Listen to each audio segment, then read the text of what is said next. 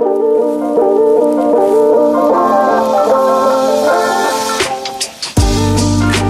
to the Threshold Podcast, where we sit down with prayer leaders from all over to share their unique perspectives on prayer. Our hope is to learn from their experiences and insights to deepen our prayer life and to create cultures of prayer that transform lives and communities. Whether you've been a prayer leader for decades or you're learning to pray for the very first time, this is the place for you. Thanks for joining us. Let's jump in.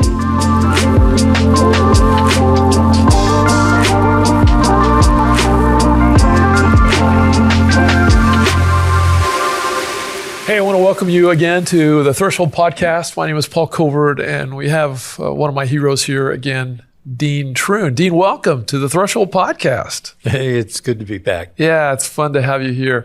Today we're going to talk about one of the things that is really one of your specialties, and you're really the guy that only guy that I know that's really developed this a little bit. Talk to us a little bit about divine appointments. What are divine appointments, Dean? Tell us about that. Well, probably 25, 30 years ago, I started realizing that God would bring someone across my path. And I'd have a conversation with them, but I wouldn't walk away with anything that I might be praying for. And so I started thinking, maybe these are God's divine appointments where he's putting someone right in front of me, can't miss him. And I need to have the boldness and the courage to take our conversation spiritually as far as it can go. I've flown a lot over the years, and God will put someone next to me on an airplane, and my objective is to always ask for a prayer request from someone there, or someone waits on my table in a restaurant, or I run into someone out prayer walking in the neighborhood. I got to the point in my life where I assumed that everyone I met was on purpose, that God had orchestrated this encounter. And so I don't identify a divine appointment as an event. I explain that a divine appointment is a person. And they're a person that God created. They're a person that Jesus died for. And so I don't want to walk away from an encounter with a divine appointment and think that I wasn't obedient or faithful there. I find that encountering divine appointments is one of the most fun things I do as a Christian. And there's probably a small percentage of the people on this planet who have met someone and they've been asked for a prayer request. Yeah. I remember my son, when he was in college, was working at a restaurant, and an Applebee's restaurant.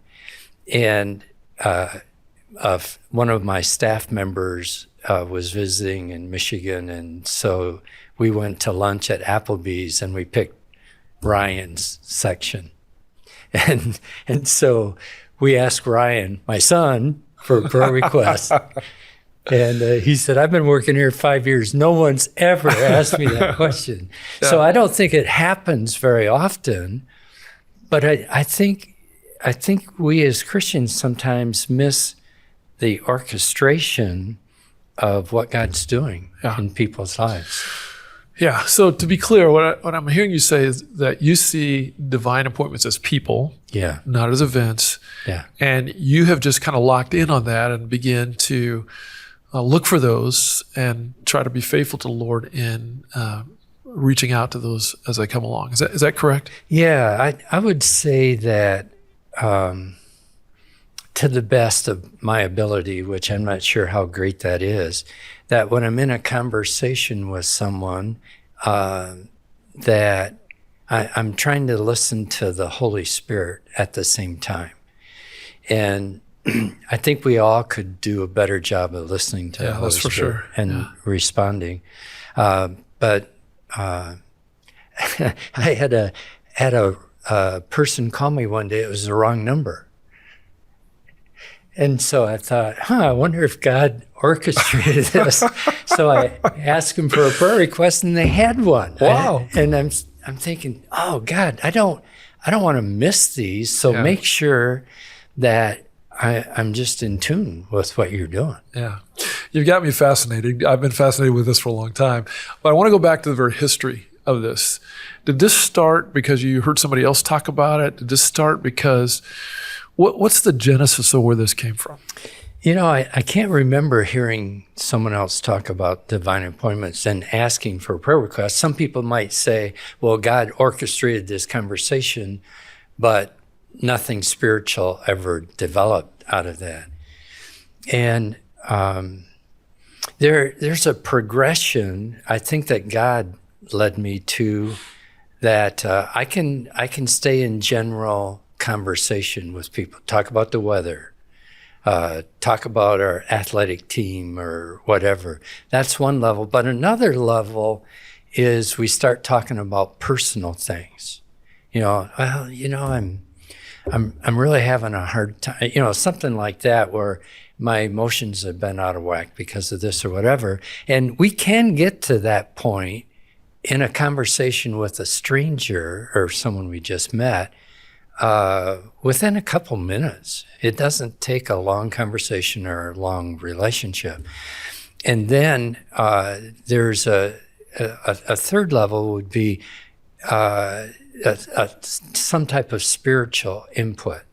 Like if someone says, well, I'm struggling with this, I used to struggle with that, but when I started paying attention to what God was doing in my life, then that went away. That's the third level, where we introduce something spiritual. And then the fourth level would be asking for prayer requests. Hey, I love praying for people. I believe God orchestrated this. There must be something in your life that I can be praying about. Oh. And I find that probably 90% of the people have a prayer request. And I've had people say, well, I don't talk about prayer with other people, or I'm good, there's nothing happening there, or, whatever. But at least 9 out of 10 are willing to share some type of prayer request, which really surprises me, because we live in a world where probably only 50% of the people attend church on any given Sunday, but they still have things going on in their lives that God is still putting his finger on. And so that's why I can get excited about divine appointments, because typically I don't have anything to do with it. I'm just showing up, and God is bringing someone across my path that needs prayer about something. Yeah. So when, you and I have been friends for years, and when you start talking about this, honestly, I went, man, I don't know how Dean does that. I mean, that's, and even a little bit of, man, how do you get into that conversation? That kind of thing. And so I remember one of the times we went to lunch, and actually every time we've gone to lunch, you have said to the waiter or waitress, I like to pray, and my friend here likes to pray as well. Is there something we could pray for you about? And I watched you do it. And when I saw you do it, I thought, oh, that's not weird at all. That's really natural, easy conversation. So talk to us a little bit about that, and then share with us some stories of some of these divine appointments you had, because those are fascinating. Yeah.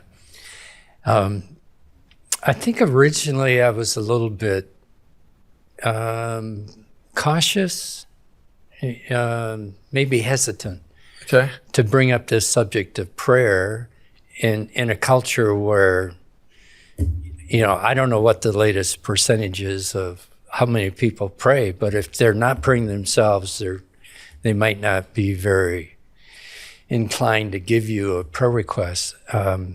But every once in a while, God would just blow me away with a conversation with a stranger someone I met for the first time, and all of a sudden, they want me to pray for them. Or I've had waitresses break down and cry at the table. Yeah.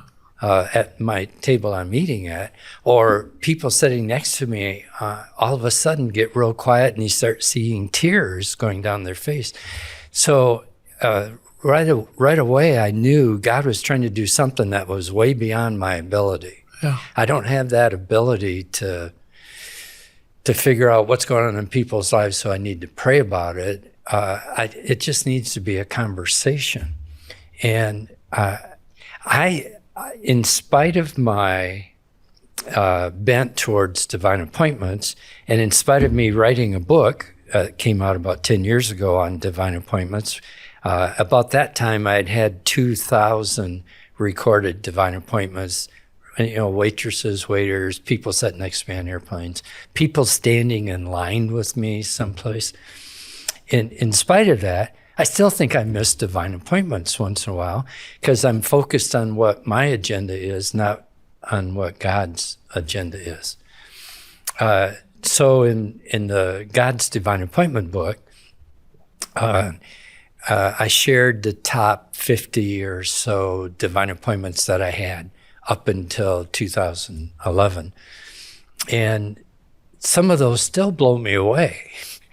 And I think, God, you are so creative that I don't need to have an agenda. I just need to follow your agenda. Yeah. I remember one time I was visiting our campus ministry team in Munich, and I had taken a couple people with me from Missouri who were thinking of moving to Germany to be a part of our campus ministry team. So we spent about a week, 8 days in Germany, primarily in Munich, but we visited some other places. And so we were flying out of Munich into Amsterdam, then we were flying into Detroit. And so two people that were with me, a guy and a gal, we got them seats next to the window, and I was across the aisle in the middle section on the aisle. And so we boarded the plane, and people were coming in, putting their stuff in the overheads, and this gal came in, put something in the overhead, and slipped by me and sat in the seat next to me. Never met her before. And so we started with small conversation, and she said, well, where do you live? I said, well, I live in Michigan.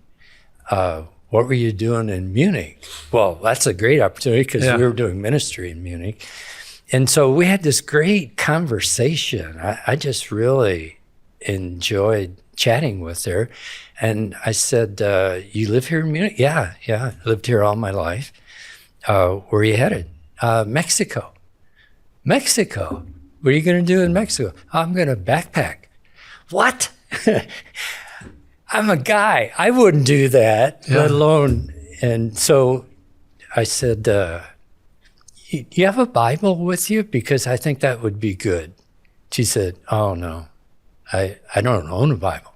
So I took my Bible out of the seat pocket in front of me, took out my papers, and wrote on it, may this Jesus be the same to you as he is to me. And I gave her the Bible. And she took it. And so she found out a little bit more about what we were doing because, from Munich to Amsterdam, it's an hour and a half or 2 hours. And she said, you ought to talk to my ex-boyfriend. I said, why would we do that?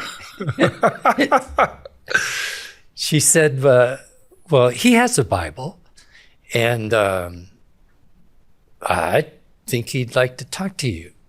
Here's his number and his name. And why don't you have one of your team members call him sometime? I thought, this guy is not going to want to talk to us.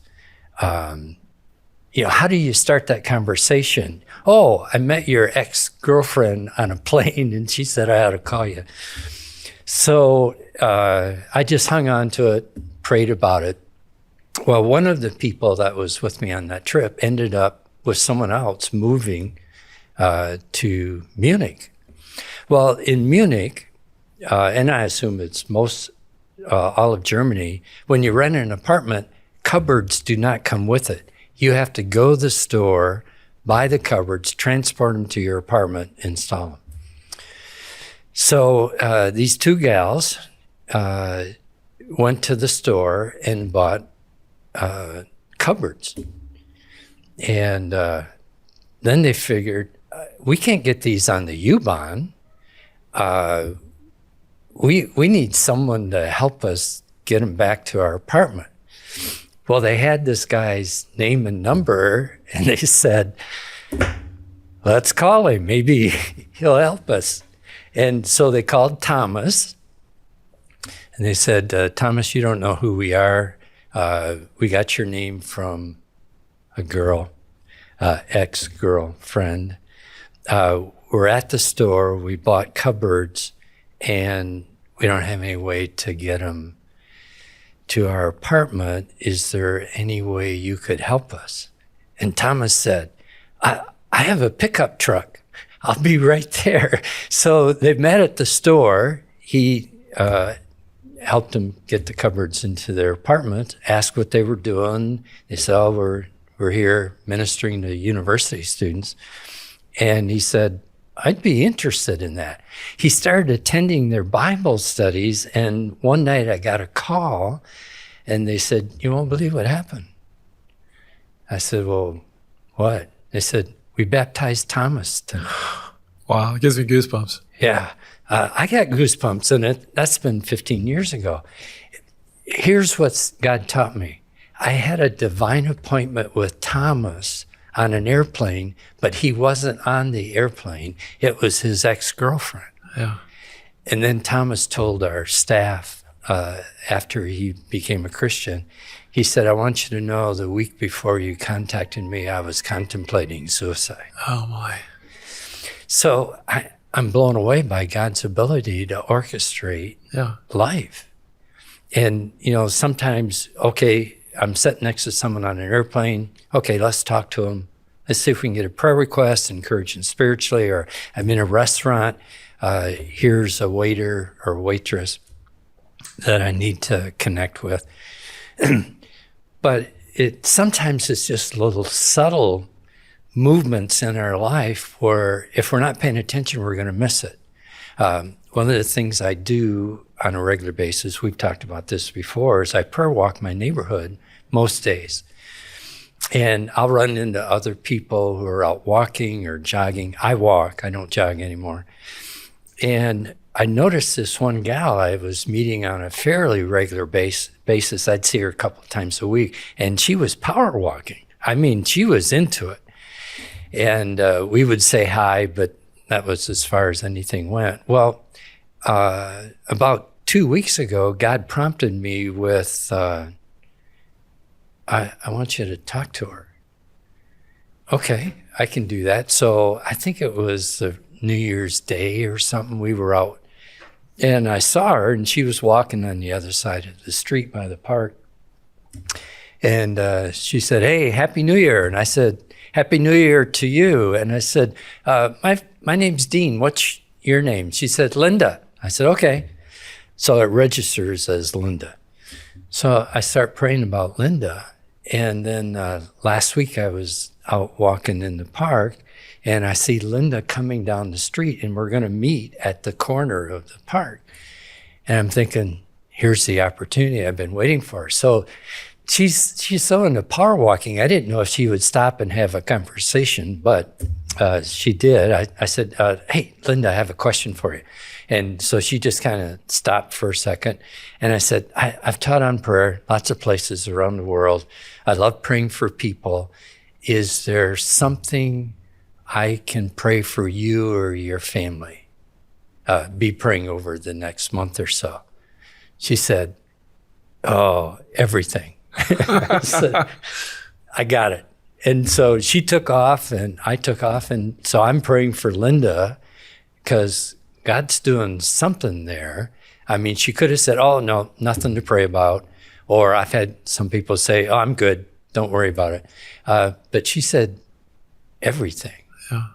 And so there's something going on, and maybe over the course of time, we'll have better conversations or longer ones or deeper ones. But God orchestrated Linda's and my paths to intersect. And if I just say, oh, that was a coincidence, then that's not giving God much credit. So I try to be alert to what he's doing. And sometimes it just comes across as very accidental.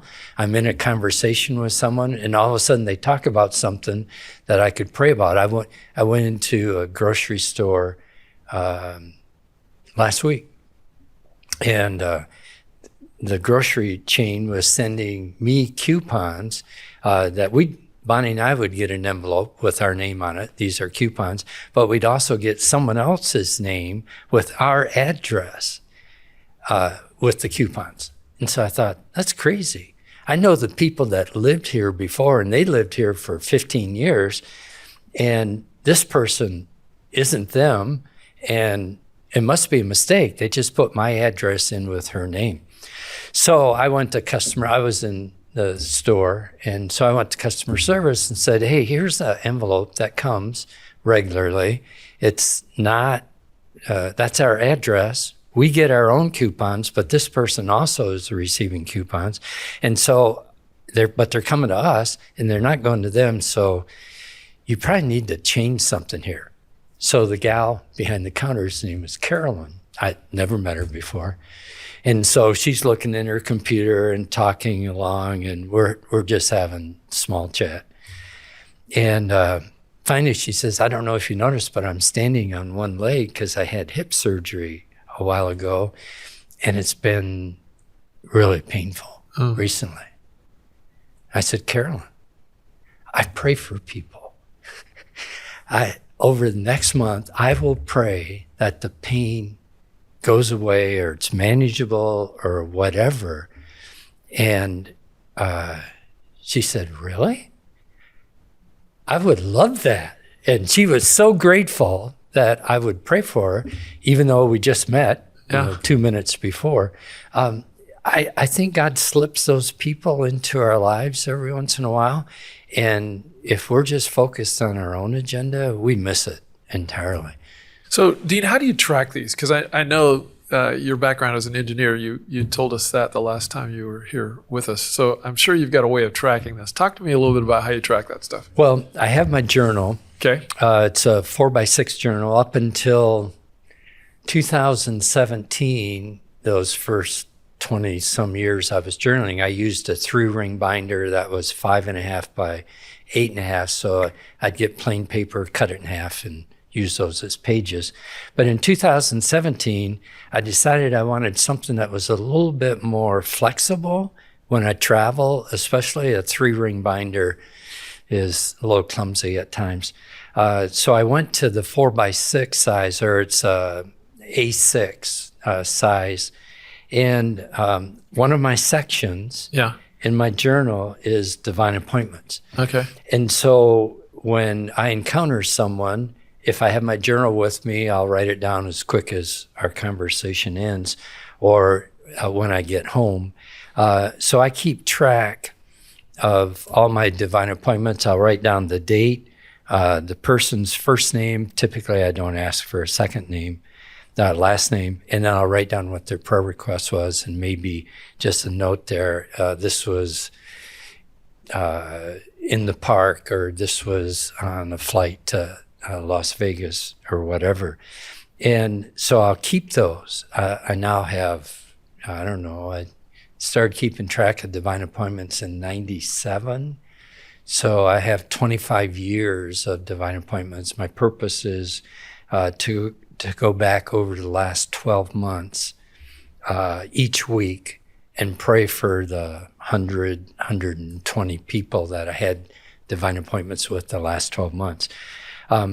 That's been helpful for me to stay in touch with God, with these people, because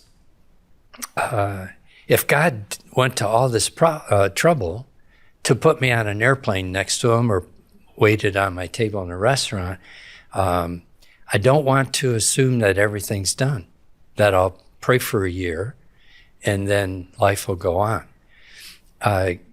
God sometimes has this unique ability to bring people across their paths a second time. Okay. Bonnie and I were flying out here from Michigan when we still lived in Michigan. We were flying to Phoenix, and we went to Detroit, and they had a problem with their flight, so they put us on a Continental flight, and they upgraded, because I'm a frequent flyer, they upgraded me to first class, and they put Bonnie in coach. And I offered her my first class seat, but she said, no, I just want to read. You want to talk to people, so you sat in first class. So I ended up in row 4, and I was in row C, seat C. Yeah. And a lady gets on the plane, comes down the aisle, and sits in 4D. So I started a conversation, and we talk about where we're going. And she lived in the town next to us. We lived in Okemos, Michigan. She lived in Hazlet, which is nearby. And so I asked, where are you going today? She said, oh, one of my friend's husbands passed away. I'm headed to Maryland, and I'm going there to attend the funeral and be an encouragement to my friend. And I'd ask her what I could pray about, and that was her answer. So it was awesome. We had a good conversation. So 2 months later, I'm on an American flight, and I'm praying for this gal each week, so I kind of remember the conversation.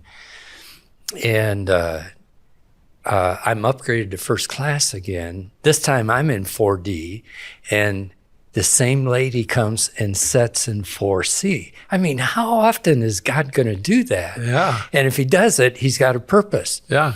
So I waited till she put her things away, and I recognized her. I wouldn't always recognize someone from 2 months ago that I just have their name, but I recognized her. This is that gal from Hazlet, Michigan. So she sat down, got settled.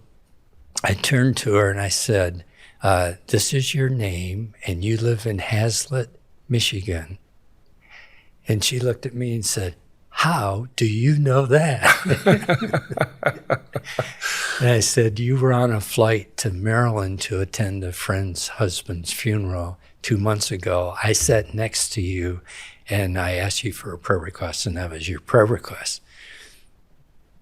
Oh, you're that minister from Okemos, aren't you? I said, yes, I am.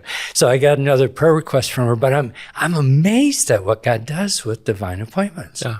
And I think we just sometimes, slough it off and say, that was a coincidence. No, God is orchestrating life with people. Yeah. And we just need to pay attention. So Dean, somebody's listening to this podcast, watching it somewhere, in the United States or around the world, and they're going, wow, this sounds cool. I'm terrified to try it. Give them just a minute on how to get started and how to do this, and encourage them in these minutes that we have left. Good. I have to assume it's God's divine appointment, not mine. Okay. That God has orchestrated this. And if I don't show up, I've missed the intent or the purpose of that person crossing my path. Now, I can let someone down and not ask them for a prayer request, but my objective is not to let God down, that I could speak something spiritual into their lives. And asking someone for a prayer request is not a deep spiritual conversation. That follows when we have an opportunity to talk about Jesus. So since I see these as God's divine appointments, which was the title of the book, I don't want to miss an opportunity that God's putting in front of me that I just need to be obedient in.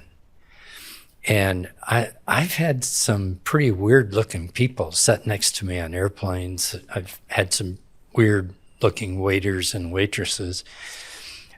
But the thing that drives me is God's orchestrated this. I can't miss it because he's got a little assignment for me to do today that might be outside of my agenda, but it's not outside of his agenda. And so I just try to see it from his perspective. And normally that melts away any fear or intimidation. And I just need to remember that. I got on a flight one time, I think it was out of California, and we were going someplace on a small plane, not a big one, small one. This guy gets on the plane and he's 300 pounds.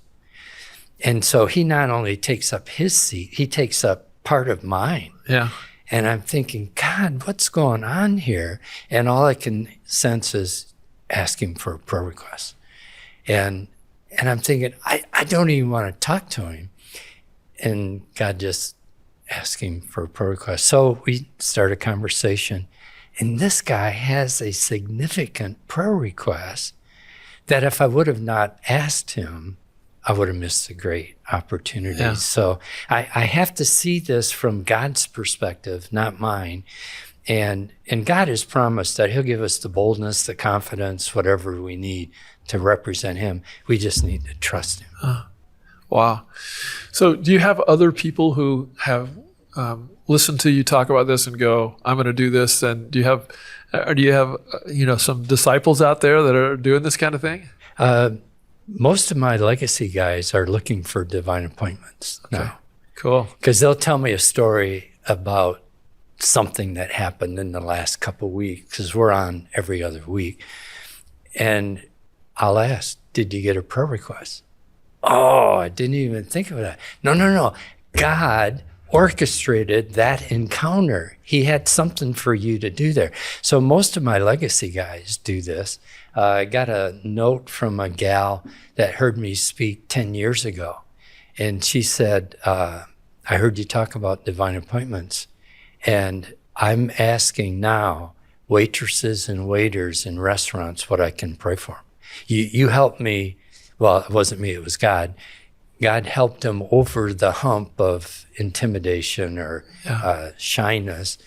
There's lots of people I know that are asking people regularly for divine appointments. I have people that will read the God's Divine Appointments book and will contact me and say, yeah, I heard you speak.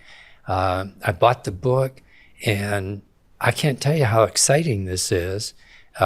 To pray for people that I didn't know before the encounter. Yeah. And that's how good God is. Oh, that's really sweet.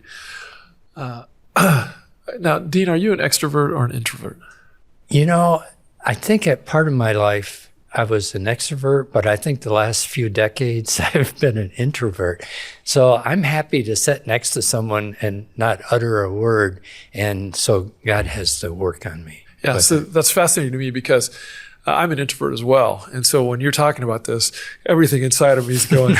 But what's cool to me is your obedience. You're not doing this because, you're somebody who just can't wait to talk to people. You're doing this because you feel called of God to do it. And that's a whole nother level. So that's really cool. If someone wanted to get the book, tell us how they can do that. They can go to Amazon. It's under author Dean Trune. There's 5 of them. 5 different books there, but this one's called God's Divine Appointments. It came out about 11 years ago. They still carry it, and they have my other books there as well. Or if they don't want to deal with Amazon, they can email me at dtrune@gmail.com and say, hey, I want to buy a book, and they're $10, and I'd have to pick up something for postage, but usually it's $1.50 or $2, and I'll mail it to them from my house. Okay. Well, Dean, thanks for coming out again today and joining me on this podcast. I love what you're doing. I love doing ministry with you. Thank you for leading the way, for leading the charge all these years, and for teaching us today about divine appointments. Good. This has been fun. God bless you. Thanks.